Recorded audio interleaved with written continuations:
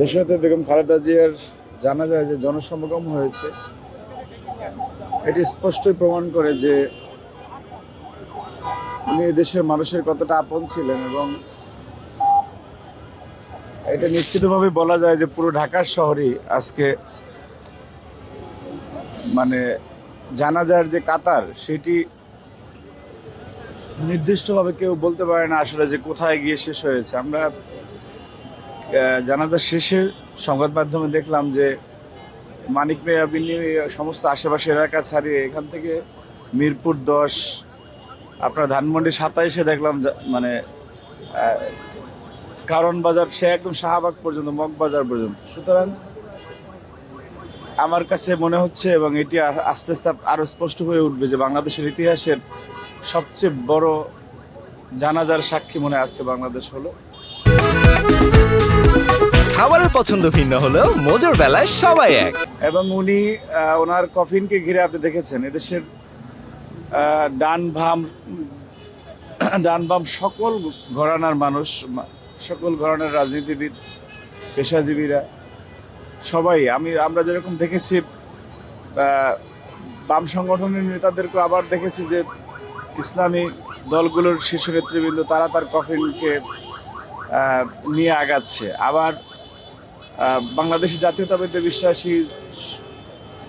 জাতীয়তাবাদী দলের নেতাকর্মীরা যেরকম রয়েছে, সেরকম সর্বস্তরের সাধারণ মানুষ রয়েছে।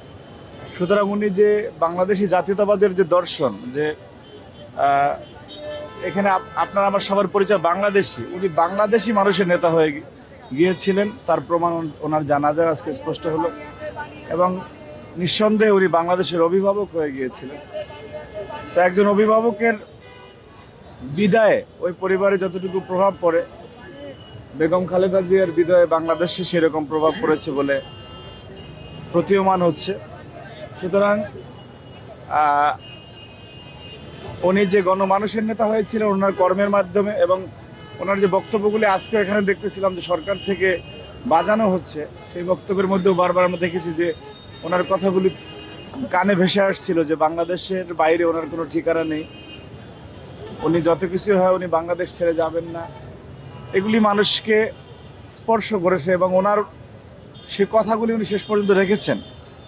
জীবনের কোনো পর্যায়ে উনি বাংলাদেশের প্রশ্নে আপোষ করেননি। সুতরাং আজকে বাংলাদেশ কাঁদছে, বাংলাদেশের 56,000 বর্গমাইল আজকে শোকের ছায়া নেমে এসেছে ওনার বিদায়। তো এমন একজন মহিয়সী জননীর আদর্শিক সন্তান আমরা হতে পেরেছি, এটা আমাদের কাছে গর্বের যে আমরা বেগম খালেদা জিয়ার দল করি। এবং উনি বাংলাদেশের সীমানা ছাড়িয়ে, বাংলাদেশের গণ্ডি পেরিয়ে ওনার নেতৃত্ব, একজন জাতীয়তাবাদী নেত্রী হিসেবে উনি বিশ্বব্যাপী যে পরিচিত সেটা আজকে পৃথিবীর বিভিন্ন দেশ থেকে, বিভিন্ন রাষ্ট্রের গুরুত্বপূর্ণ ব্যক্তিবর্গ, সরকারের বিভিন্ন গুরুত্বপূর্ণ ব্যক্তিবর্গ, বিভিন্ন দেশে ওনারা এসেছেন। তো সবাইকে জাতীয়তাবাদী পরিবারের পক্ষ থেকে আমরা ধন্যবাদ এবং কৃতজ্ঞতা জানাই। আর যেটি বললেন আপনি যে অন্য একজন নেত্রীর কথা, তো আজকে যাকে অন্যায়ভাবে উনি সেই মানুষ কারাগারে রেখেছিলেন, যাকে বেগম খালেদা জিয়াকে, আজকে বেগম খালেদা জিয়া বাংলাদেশ ছাড়িয়ে বিশ্বব্যাপী নন্দিত।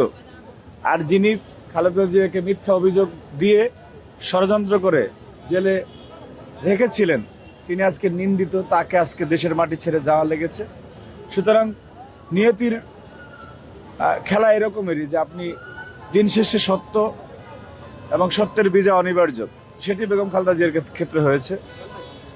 আর আপনাদের কাছে অনুরোধ থাকবে যে আমরা যেরকম বেগম খালেদা জিয়া বেঁচে থাকা অবস্থায় আমরা সবাই তাকে সম্মান জানিয়েছি, উনি যেরকমের সবার নেতা হয়ে গিয়েছিলেন, মহান রাব্বুল আলামিন ওনাকে দুনিয়ায় মহিমান্বিত করেছেন, আখিরাতেও যাতে ওনাকে জান্নাতের সর্বোচ্চ মুকাম দান করেন, সেই বিষয়ে আপনারা দোয়া করবেন।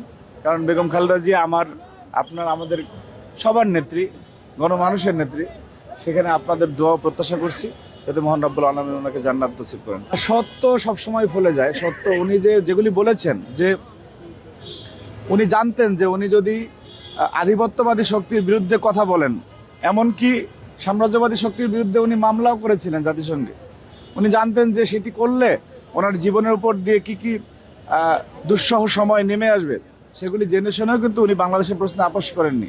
এই কথাগুলি যদি আমরা শুধু বলি, এগুলি বাস্তবিক অর্থে বেগম খালেদা জিয়া করে দেখিয়েছেন।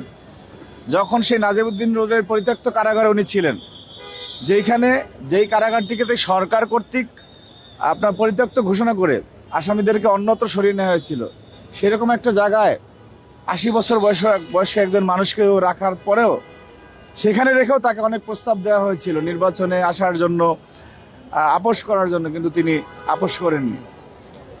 বাংলাদেশের স্বার্থে আপোস করেননি। উনি যদি আপোস করতেন তাহলে এদেশের গণতন্ত্র, এদেশের গণতান্ত্রিক যে অভিযাত্রা সেটি নষ্ট হয়ে যেত। সুতরাং যে মানুষটি সারাটি জীবন আমাদেরকে দিয়ে গিয়েছেন, আজকে যাওয়ার সময়ও উনি বাংলাদেশকে ঐক্যবদ্ধ করে দিয়ে গেলেন, তার প্রতি আমাদের অনেক দায়বদ্ধতা রয়েছে। কি সেই দায়বদ্ধতা? উনি আমাদের কাছে যেটি চেয়েছেন যে ওনার সন্তানেরা, আমাদের ভিতরে রাজনৈতিক মতপার্থক্য থাকবে, মতবিরোধ থাকবে, কিন্তু যখনই বাংলাদেশের প্রশ্নে এমন কোনো বিষয় দাঁড়াবে যে না দেশের ক্ষতি হচ্ছে, তখন আমরা সবাই এক হয়ে যাব। সেটি বেগম খালেদা জিয়ার জীবন দর্শন থেকে শিক্ষা। আপনি কোন পন্থী, আপনি বাম না ডান, আপনি ইসলামিক দল করেন না বাম সংগঠন করেন, সেটি বিষয় না। বিষয় হচ্ছে আপনি বাংলাদেশের স্বার্থে আমাদেরকে এক হয়ে যেতে হবে। এটি হচ্ছে বেগম খালেদা জিয়ার জীবনের উনি যে দর্শন রেখে গিয়েছিলেন, যে বাংলাদেশের প্রশ্নে আপোস করা যাবে, দেশের প্রশ্নে, কিন্তু ব্যক্তিগত সুবিধার জন্য দেশের ক্ষতি হয় এমন কোনো বিষয়ে আপোস করা যাবে না, যেটি উনি আমাদের কাছে শিখিয়ে গিয়েছেন। সেই বিষয়ে আমাদের সবার সজাগ থাকতে হবে এবং খালেদা জিয়াকে যদি আমরা যথার্থভাবে সম্মান দেখাতে চাই, তাহলে আমরা উনি যে বিষয়গুলি রেখে গিয়েছেন সেগুলি আমরা যদি সঠিকভাবে পালন করি, তাহলেই মনে করবো যে খালেদা জিয়াকে সম্মান জানানো হলো।